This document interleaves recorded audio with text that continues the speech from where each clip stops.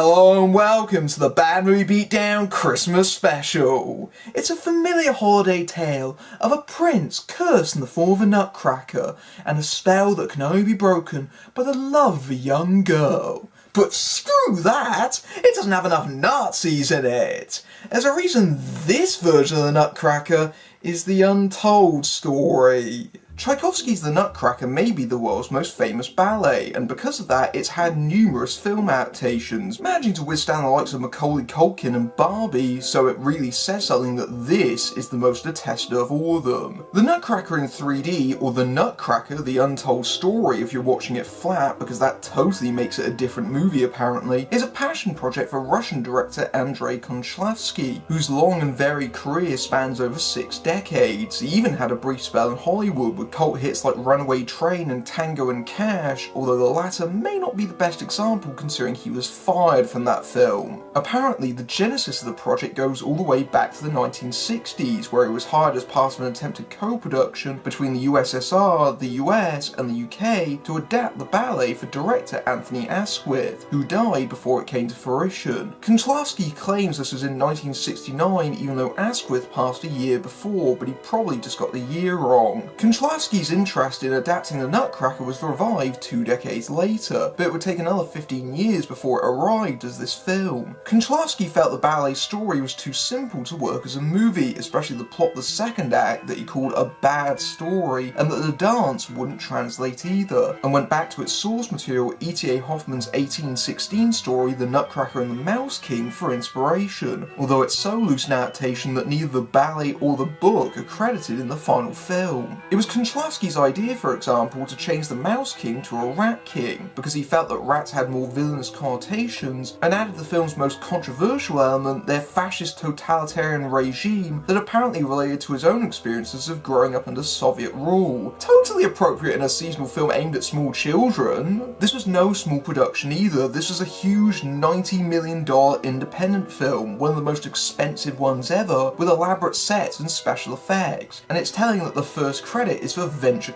Bank, a bank owned by the Russian government. All this is detailed in an hour-long documentary on the Blu-ray, because for some reason it's always the really bad movies that get the extensive making-ofs that make you feel bad for the misguided effort involved. To be fair, there's no indication of how bad the final product would turn out, except for the actors in interviews saying things like, "This is all very different and unique," which is certainly accurate. Tellingly, that doc finishes with Elle Fanning filming a promo saying she's looking forward to seeing us in Christmas 2008. In reality, it would not be released until 2010, where it only made back $16 million worldwide, and only a mere $195,000 of that came from the US. That's right, not even a million, we're talking low thousands, a pitiful 1% of its overall takings. Despite the fact that it was a UK co-production, it didn't even reach cinemas here, as it went straight to video in 2012, and it currently stands in the top 50 biggest box office flops. It was also a complete critical failure, managing to get a perfect 0% on Rotten Tomatoes and an 18 on Metacritic, which qualifies as overwhelming dislike, which is putting it mildly. Since the release of the film, Konchalovsky appears to have returned to working in Russia, and it's his last English language film to date. So let's see how a dream project can turn into a nightmare and venture into the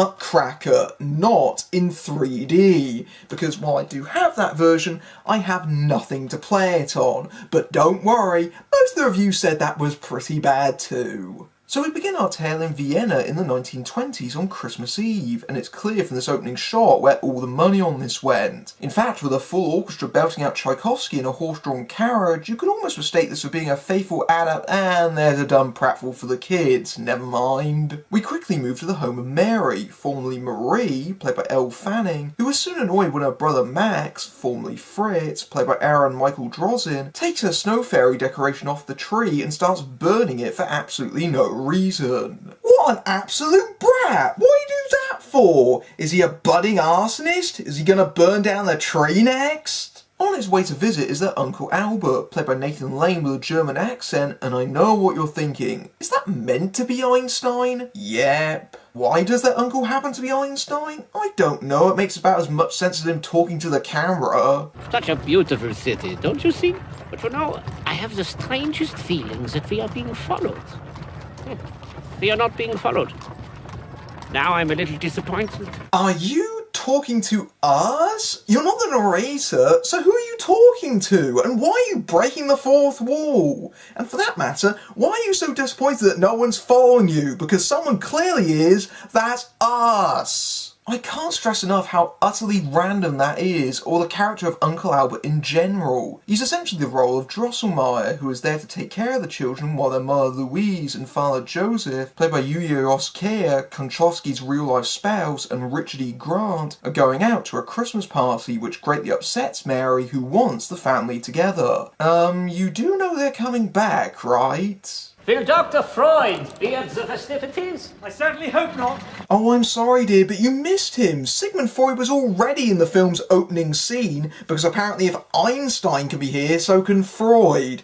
It's a shame he doesn't stick around, though, because he'd have a field day with this movie's interpretations. Speaking of that, as the parents leave, badly animated CGI rats pour in the drain beneath the house, including one that clearly has John Turturro's face on it for the nightmare fuel folder. So are the rats real in this version? Because I know they're blurring the line between fantasy and reality, but I'm pretty sure they aren't, which would mean this is another thing that makes no sense. Oh, and before I forget, on a kind of related note, the housekeeper is Frances de la Tour's Frau Eva, who at one point, for no real reason, starts guzzling from a hip flask. Given what she'll be doing later, no wonder she's hitting the hard stuff early. Soon a man arrives bringing Albert's present for the children, a clockwork doll's house of three figures, Styx, Tinker and Gielgud, that twinkles more than Nutcracker sweet when cranked. And I'll give Albert this, at least he has a German accent in the middle of Austria, which is more than I can say for the English and American accents coming from everyone else. Aside from the fact that he lived there at the time, why would you include a German scientist well known for being Jewish in a Christmas film? It's like having a cameo appearance from the Dalai Lama in an Easter movie. But more importantly, he presents them with the titular Nutcracker, or NC for the cool kids, who Mary instantly claims as her own, and Albert spends less time introducing this, the main character, than he does the Doll's House of pointless secondary players. While he's alone, Max cements his reputation as a little bastard by stuffing too many nuts into its jaw at once and breaking it off, as glimpsed by Tuturat. Yep, still creepy. When Mary discovers it, she's outraged, but Albert fixes it soon enough before deciding to teach Max a lesson about compassion and relativity through a terrible song. If you're with someone tall, truly vast, unsurpassed, built to last, they will think you're small. When you meet a petite, short and sweet, they will think you're tall. Up is down, take is give, in is out, whisper, shout, there's no doubt, it's all relative. Everything's relative, everything's relative. Right! Because that's what Tchaikovsky was missing, lyrics! Clearly when he was writing The Sugar Plum Fairy, what he was actually thinking about was a scientific theorem that wouldn't even be coined until a decade after his death. Yes, many of the famous themes from the ballet have had lyrics added to them, and in another example of misguided talent, this wasn't any hack bastardizing these melodies, it's Academy Award-winning lyricist Tim Rice of all people. You'd think he'd know better! On the making of documentary, Rice notes that Tchaikovsky was the best collaborator he's ever had because he got no complaints from him. Yeah, it's a good thing that he's helpless and dead, so he can't defend his work from being defaced. Why don't you come live with us? I'm always with you, dear. If I seem far away, just think of me and I'll be close. That exchange clearly sets up that Albert will be a recurring character in Mary's dream that will come to her aid, even though he only appears in them in one scene. What, did Nathan Lane's check clear early and he got off the set as quickly as possible? She asks him to read the bedtime story about the Nutcracker, but he's vanished just like that, signalling we're in Mary's dream. She goes over to the toy and apologises for her brother, only to be surprised when it starts talking. Voiced by Shirley Henderson, aka Moaning Myrtle from the Harry Potter films, and Mary's dumbstruck gawking here is hilarious. You can talk! I'm simultaneously bored and amazed by this! NC instructs her to place him atop the bookcase so he can crash into some pillows, whereupon he turns into a deeply unnerving CGI creation that becomes her size. You did it. I've been waiting for someone who believed like you. You're really special. I'm not sure what it is that makes it so vaguely disturbing. I think it's the combination of the uncanny valley from the CGI and the design with its huge dead eyes, and the fact that it's clearly voiced by a woman pretending to be a boy, and it just sounds really weird and haunting. Ugh. And for that matter, why have someone else voice the Nutcracker when you can just use the boy who plays the prince? I've got a plan. I have to speak to my friends in the doll's house. So, what's the plan? Oh, it needn't concern you. Girls are no good at military strategy. Wait, I have to get dressed first. I don't have time. How ungrateful men can be. I always like my charming princes to be casually sexist. Say, how about we make your jaw fall off again?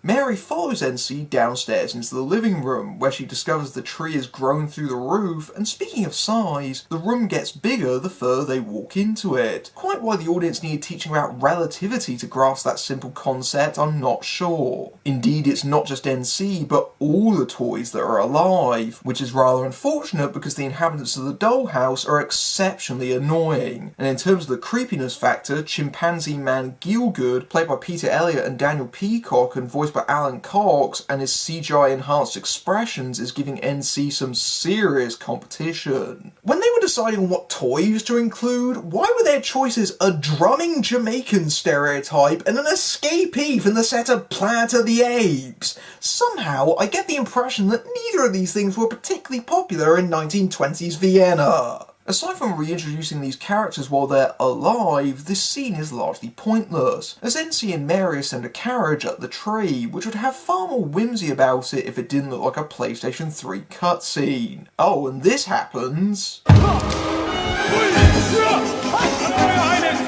Christmas to you! Merry Christmas! Okay, so did those dancers that just jumped off that branch all die? Merry Christmas indeed! Mary, you're very pretty. Why, thank you. Ew, ew, creepy, creepy, so much creepy! They eventually reach the Snow Fairy, who takes the form of Mary's mother for some reason, wearing the new skirt Mary has fashioned out of what looks like Quality Street wrappers. Aren't they beautiful? But I can't fly. How do you know if you've never tried?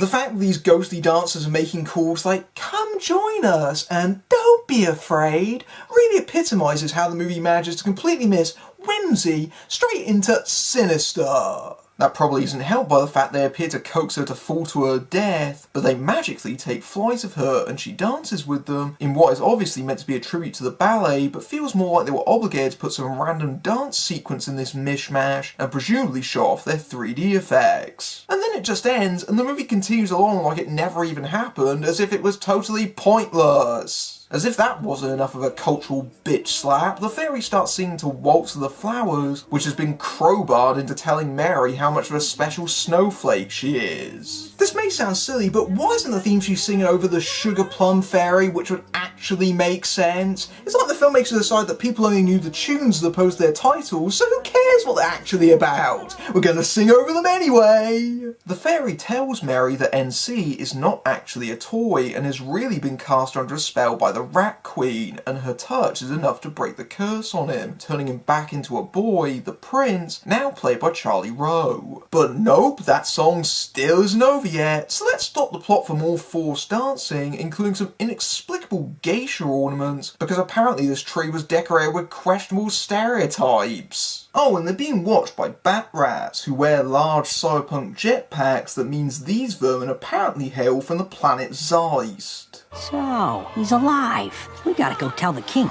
Let's get out of here. As for the music, it's terrible.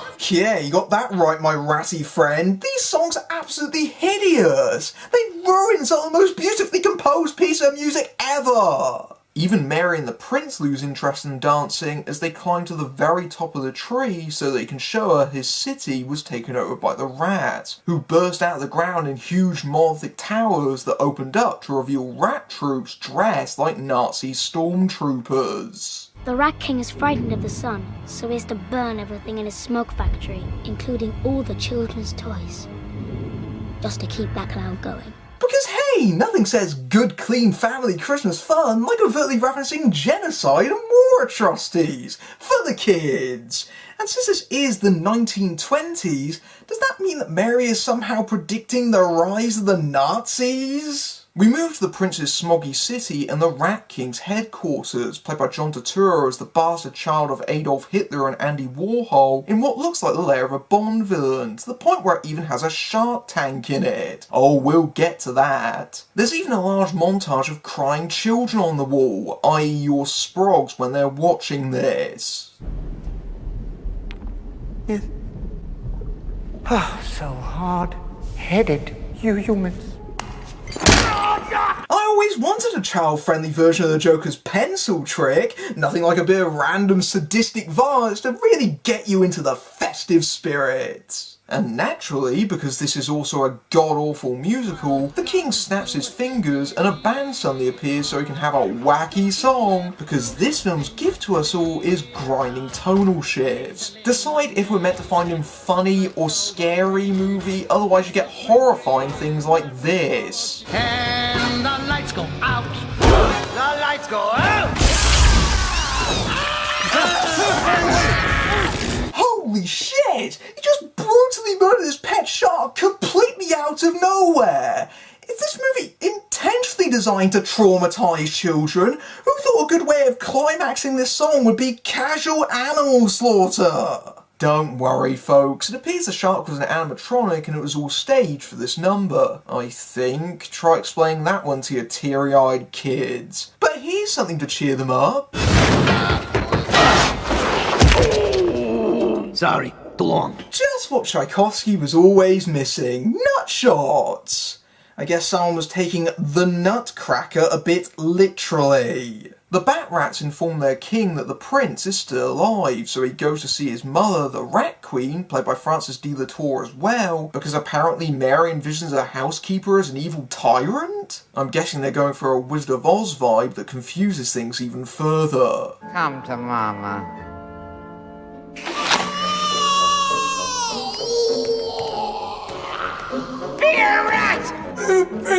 Movie, I have to say that Batman Returns is the wrong kind of Christmas movie to be taking cues from. Also, is Mary doing cutaways and flashbacks in her own dreams? This kind of structure tends to work best from a first-person perspective. So why don't you just shut down the smoke factory?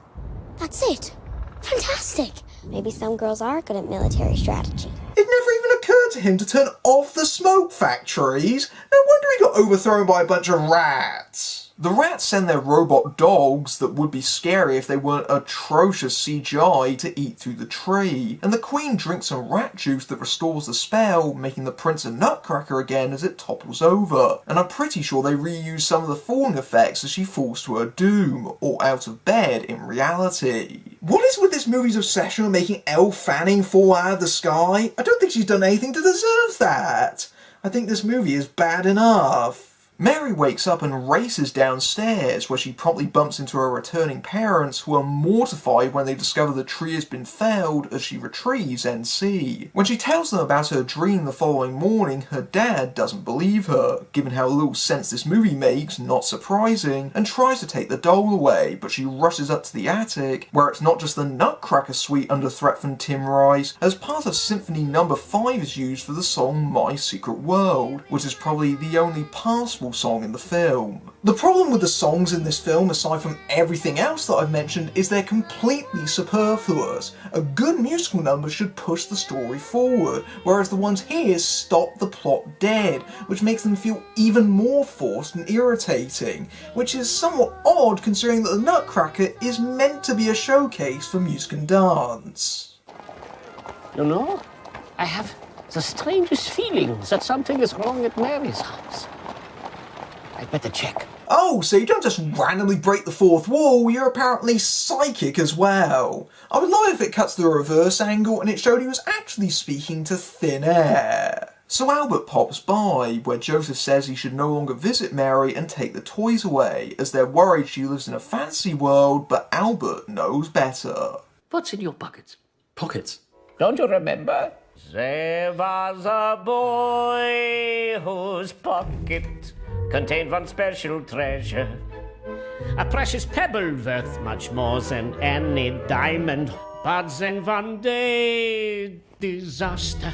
The pebble vanished. Whether lost or strayed or stolen, the boy felt that he'd lost everything. This is just Sing talking, and there is absolutely no reason this should be a song. It feels like it's been randomly inserted to liven up a boring talkie scene, because heaven forbid we go 5 minutes without someone trying to do karaoke to classical music. Yes, young Joseph loved his magic pebble, and Albert convinced him to leave Mary alone with some emotional manipulation. I'm so glad I didn't leave the house without my lucky pebbles. Stop talking to me, Uncle Albert! And do you normally carry pebbles in your pockets? Is that how you usually solve arguments with your brother? Oh yeah, you do raise a fair point, but do you remember Mr. Pebble? There, that's it. Yeah, have a good cry. Now we're back in Mary's dreams, and NC is preparing to attack the rats. Only Max. Captain Max, do you want to join the fight against the Rat Kingdom? Yes! Because we need some real fighters to defeat the Rat King. There's a real Rat King? You know, Max seems awfully accepting of the fact there's a giant talking Nutcracker in his room asking him to be part of his army. Not even a moment of, holy crap, what is that terrifying thing in front of me? NC goes ahead downstairs in what appears to be a fully CGI scene, but finds the dollhouse is empty. What's this? Damn, the Nutcracker's turned into a ventriloquist dummy! That Rat Queen's powers have no end! What NC noticed is a pen that Mary dropped near the start, so he completely forgot about it, and ends up getting snared and dragged away into the fireplace by the rats. By the time Mary and Max head downstairs, quite a while considering how ridiculously overdressed she is, look at the size of that hat! He's nowhere to be seen until the Rat King reveals himself, with NC, Styx and Tinker captured. You call that music? You seem to have forgotten that old toys have a breaking point, and you've reached yours! Catch! Holy shit, he just decapitated him and kicked around his lifeless plastic head like it was a football! I know it's meant to be comical, but it's really disturbing, especially since the toy's been humanised and it happens completely out of nowhere. Oh, don't fret, Styx is fine, so let's go pretending like that never happened. The movie certainly does, as the king starts jamming NC's mouth with nuts to try and break his jaw off again. This is basically a torture scene, isn't it? I'm not afraid of you. Or? Jesus Christ! Was born on this day. Wow! Can you do that again, please? No, shut up, kid. Never make him do that again. The king takes the toys away to exterminate, destroy the smoke factory, and Max wants to come with the king as he has a motorbike because he's obsessed with those. Yeah, because I totally want to hang out with this creep. Mary finds Gielgud Fawn on the ground. Why didn't they capture him like the rest of the toys? Oh right, because the plot says so. It turns out the mirror in the attic is a convenient portal that leads into the rat world, passing through into a reflected version of Mary's home, where they quickly have to evade a rat soldier who spots them.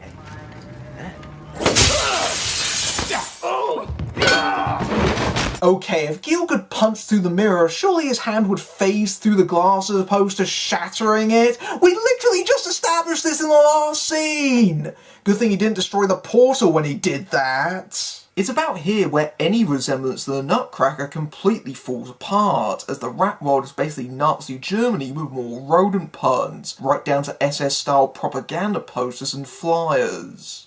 What is this? The Rat King wants to turn everyone rat. Oh good! Nothing like an allusion to the Aryan race and a play on the word extermination. And how exactly does the king plan to turn people into rats anyway? If you're going to allude to things as dark as this in a kid's film, at least have them make sense. Then Uncle Albert shows up in the form of a homeless man playing an accordion to offer some helpful advice. Could you tell us the way to the Rat King smoke factory? Follow the toys. Yep, that's what that scene earlier added up to. He basically tells them, Doctor wants the extremely large and obvious smokestacks, you idiots, and that's it. Thanks for being useful, Albert. Oh, and in case it's being too subtle, we see families being lined up towards the palace, like the Jews being escorted into the death cams. Oh, don't worry, they're just being forced to throw their toys into a pile so it can be set alight, like the Nazis' infamous book burnings, as the noises of crying children litters the soundtrack. How did no one on this movie realise this is unbelievably inappropriate? I have a hard time believing that no one walked onto the set while they were filming this scene and went, oh my god, we've gone too far. Maybe we should turn down the Nazism by about, say, 90%. Meanwhile, NC, Tinker and Sticks manage to escape from their cage and the motorcycles and start running around the underground tunnels looking for an escape.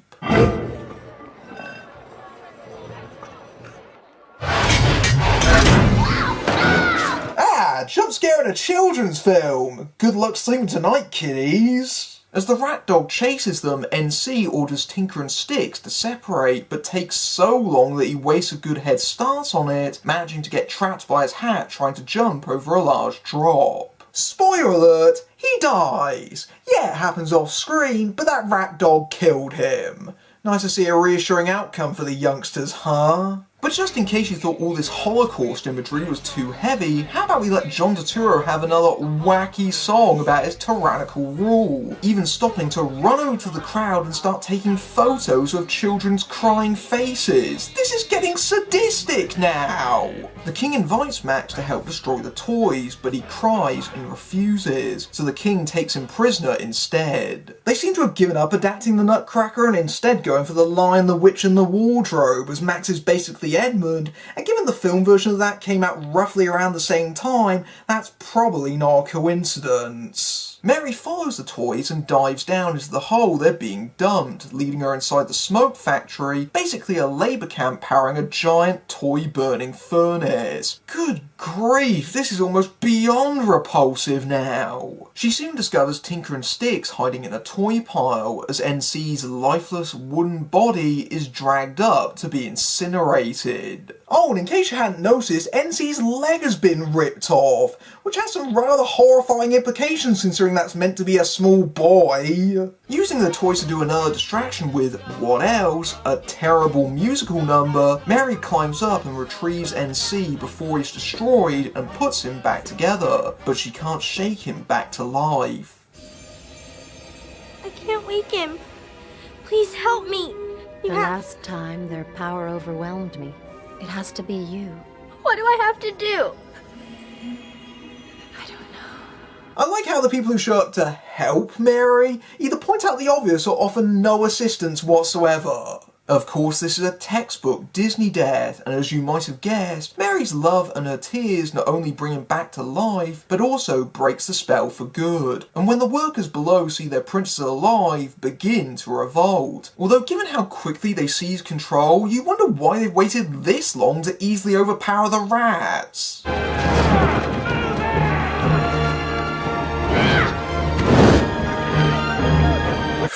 It's a good thing that flaming torch didn't set that pile of toys alight. That would have been unfortunate. The prince leads the workers down the sewers, but unfortunately the Rat King is riding down there with his men on their bikes, wasting perfectly good ammunition for no reason. I'm taking a scenic route!